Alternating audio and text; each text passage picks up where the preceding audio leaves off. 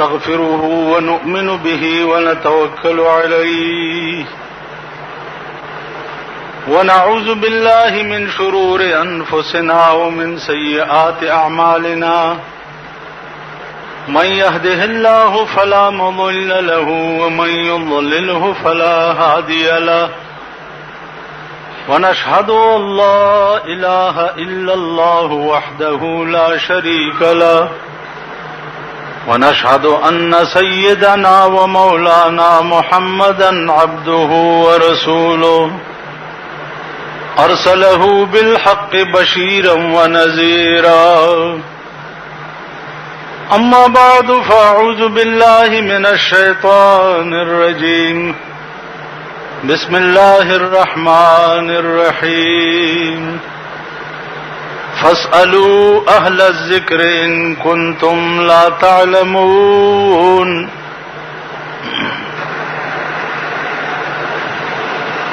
نن بیان د امام ابو حنیفه رحمت الله علیه متعلق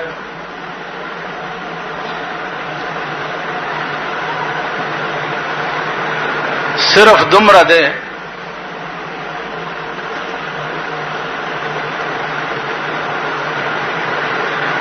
چې علماء په منځ کې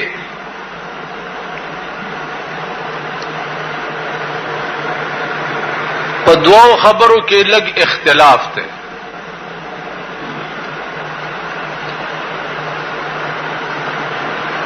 یو دا چې د امام ابو حنیفه رحمت الله علیه استادان څومره وو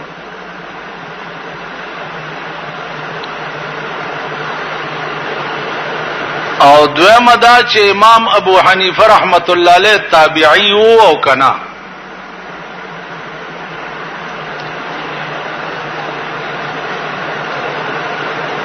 بدا دو خبرې نن ستاسو مخ کې عرض کوم.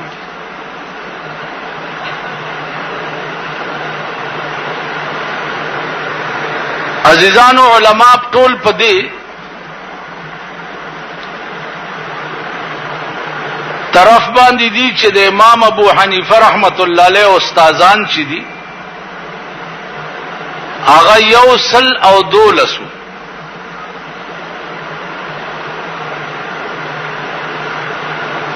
امام سے رحمت الله علیه د 112 استادانو نه سبق ویلې چې په هغه استادانو کې یو امام جعفر صادق رحمت الله علیه هم.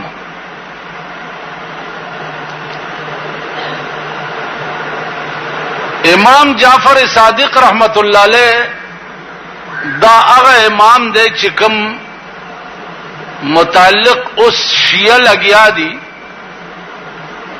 او فقه جعفریه چغي وਹੀ.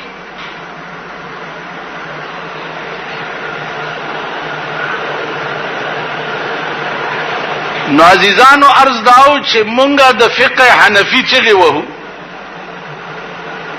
او شیعه چې دی هغه د فقه جعفریه چغي وਹੀ.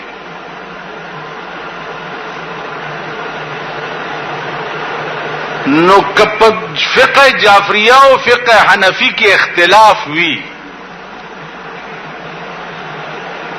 نو امام ابو حنیفه رحمت الله علیه خدا فقه امام جعفر صادق نزدا کړي وا. نو بیا ولی د امام جعفر صادق فقه جدا ده او د امام ابو حنیفه فقه جدا ده.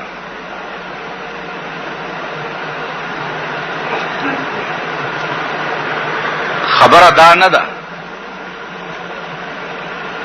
خبره دا ده چې دا چرته ثابت نه ده چې امام جعفر صادق په خپل لاس باندې د فقه د کوم کتاب تصنیف کړي.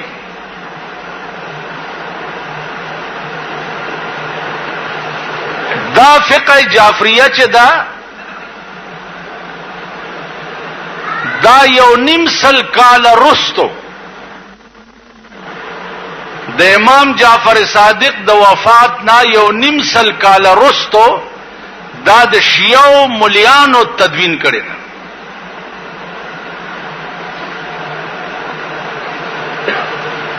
نو د شیعه مولا خو بیا خپل خوخه ده چې هر څه پکې لیکلي دی هغه لیکلي ځکه چې مولیانو په هر زمانہ کې د خپل مذاق مطابق لته خوالی دي قرآن کې راځي ويل للذين يكتبون بأيديهم ثم يقولون هذا من عند الله هلاکت وی د اغلا سونو د پاره چې دی لیکلو کی او بیا وای چې دا د خدای کلام دی دا د يهودو د علماو په حق کې خدای پاک ویلي دي چې اغیب په خپل لاس لیکلو کړه او قوم ته به یو شی پیش کړ چې دا د خدای کلام نو الله وی چې ویلن هلاکت او تبعی دی وی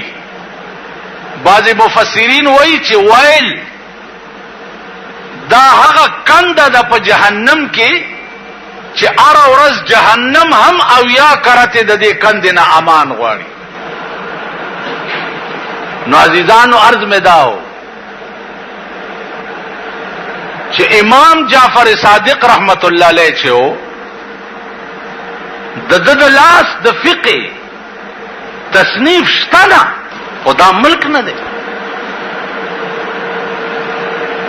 نو امام ابو حنیفه رحمت الله علیه 112 استادان دویمه خبره دادا چې د څومره لوی علم مالکو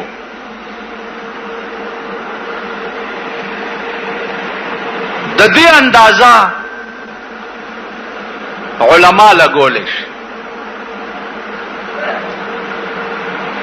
عزیزانو دې اسیو د قیاس درته وایم نو رفیقی جزئیات خو زه تاسو په پویول نشم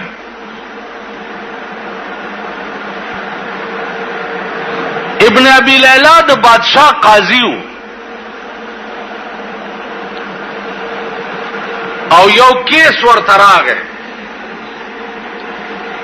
چې صاحب یو سلور کس ناستو او مار راغی مار په دې یو کس داسې مار وروختو د ځان نه لړکو په دې دویم ورو غورځېدو د دویم ځان نه چې لړکو په دې دریم ورو غورځېدو د دریم چې ځان نه لړکو په دې سلورم ورو غورځېدو دا سلورم یې وچی چلو مړ شو دا یو مقدمه راغله ابن ابي ليلى تا نو ابن ابي ليلى توس دا فیصله کول دي چې دا مړ چې مارو چی چلو د دې مار چې چون کی دیت بسوک ورکی په دې درو کې تاوان بدل دی مړی څوک ورکی ځکه چې دا هو قتل خطا ده او قتل خطا کی دیت ورکول ضروری وي نو د دې دیت بده درو کې څوک ورکی ابن ابي ليلى فیصله ورکړه چې داړم بنه سره چې پچا مار ورختلو او د پاغه ورو غرزیدو نو دا معاملې د دنه شروع وا نو تاوان به داړم بنه سره ورکی نو ابن ابي ليلى د بادشاہ قاضیو خلکو من لړم بي سړی نه تاوان واغستو امام ابو حنیفه رحمت الله علیه ته دا مسله پیش و چې صاحب داسي یو کیس شوو او ابن ابي ليلى دا فیصله وکړه امام صاحب وی چې الله دې رحم وکي په ابن ابي ليلى باندې دا فیصله شپاره سنه غلطه کړې خبره دا څنګه ده اوس دا قیاس ته اوس قیاس د علماء یو د داسې علماء لکه ابو حنیفه ګوره زما د لاس ته ګوري امام ابو حنیفه رحمت الله علیه وی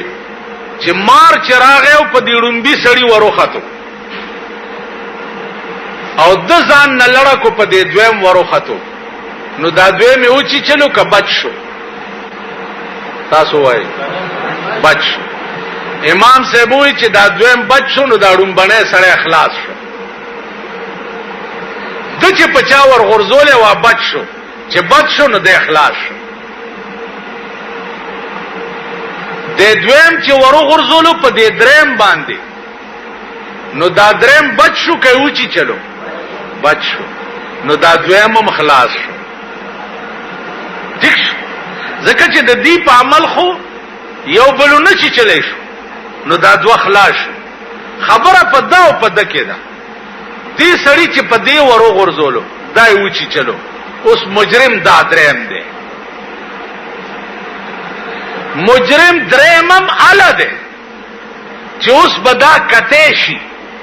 چې د درېم چې په دې سلورم سړی مار ورو غرزولو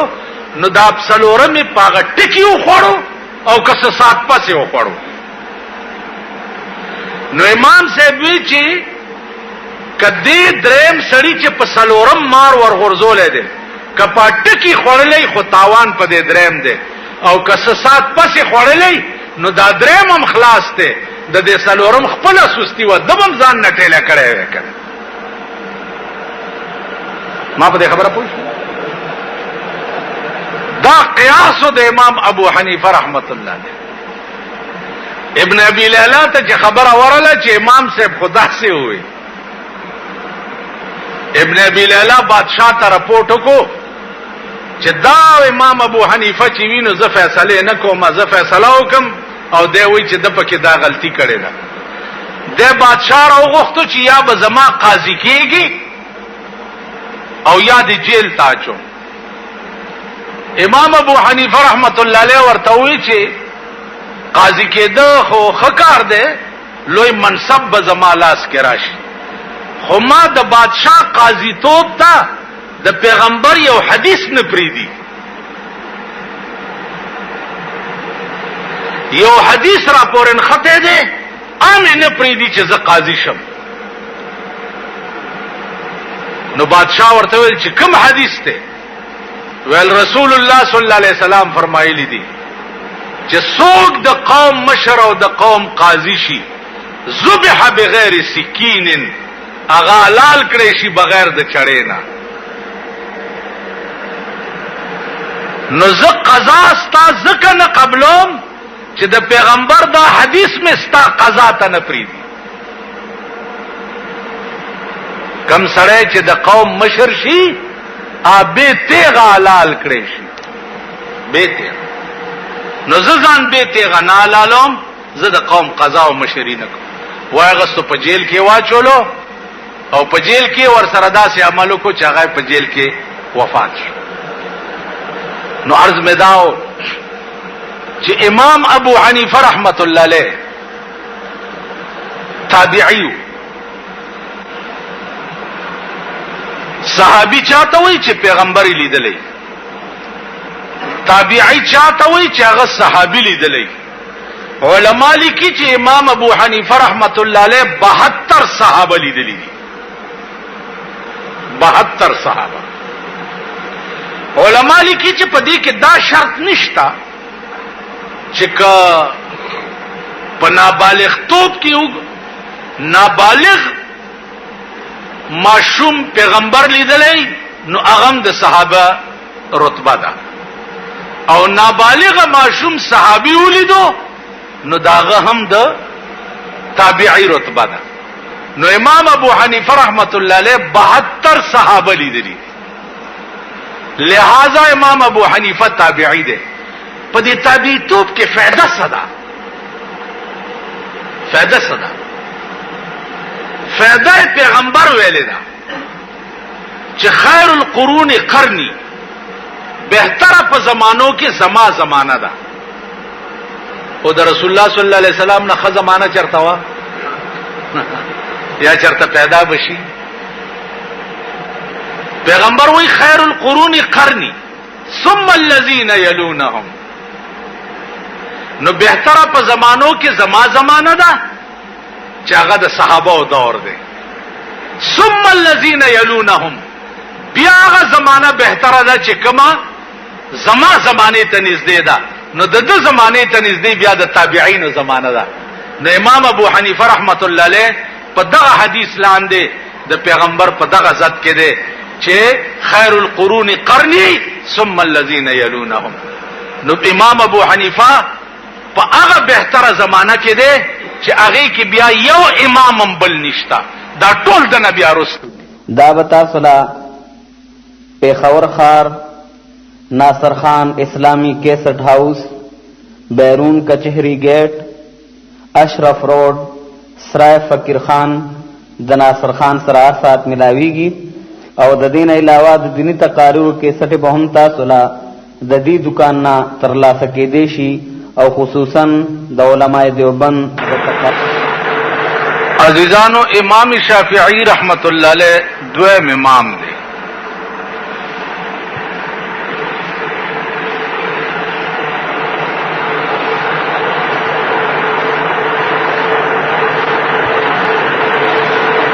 امام شافعی رحمت الله علیه او د امام ابو حنیفه رحمت الله علیه په منځ کې څه لږ اختلاف دی.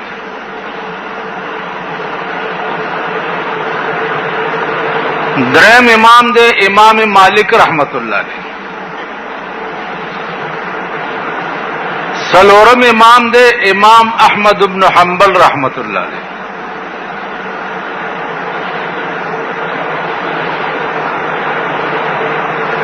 دا سلور امامان دی.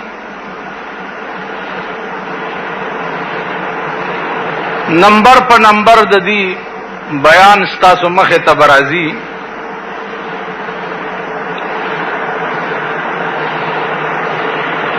امام شافعی رحمت اللہ علیہ د امام صاحب نا لګرستو دے.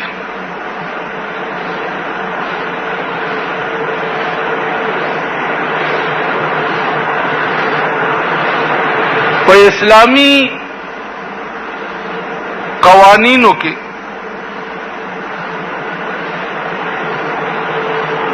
دو قسم اختلاف ہوئی. یو اختلاف په اصولو کی وی او یو اختلاف په فروعو کی.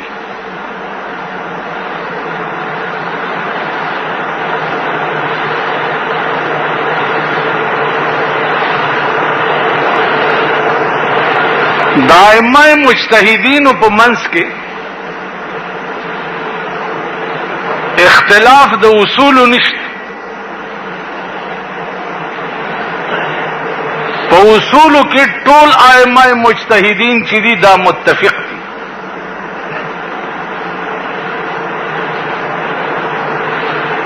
اختلاف چې دی هغه په فروع کې دی او فروعي اختلافات له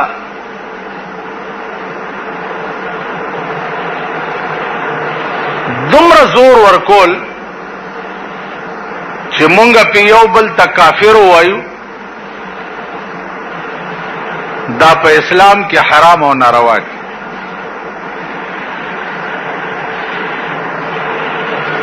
عزیزانو اوس که تاسو خیال وکئ مونږه بعضې وخت کې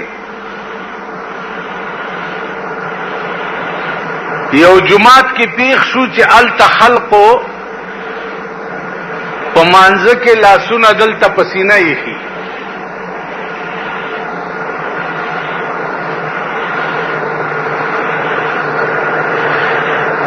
یا مانځه کې هغې رفع الیدین کوي، رکوع ته چې ښکته ځي نو لاسونه داسې کي او بیا ښکته لاس. د هغې نه چې لږ اخوا دېخوا څه وګورو نو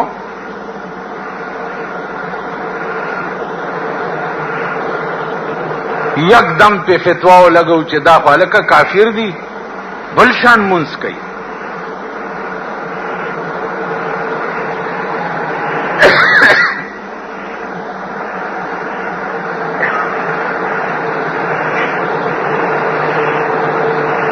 څنګه بل شان مونځ کوي؟ وای په مانځه کې په لاسونو اشارې کوي.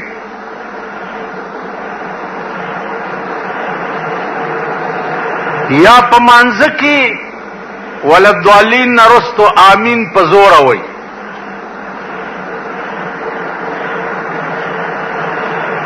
نو بیا ګرځو تا ته وایم بل ته وایم دې جومات کې خو داسې خلک وو یاره یو ځای کې پېښ شوی او ما مانځه کې داسې چل کولو رستو به آمین په زوره وویل دا شرارت پسې به ټوله ورځ ګرځو یو بل سره به دا خبرې کوو. نو دا بدبخت قوم چې دی خبر نه دي، دا نه پېژني چې اصول څه ته وایي، دا نه پېژني چې فروع څه ته وایي. لنډ غوندې مثال درته وایم، په مانځه کې دا ولاړه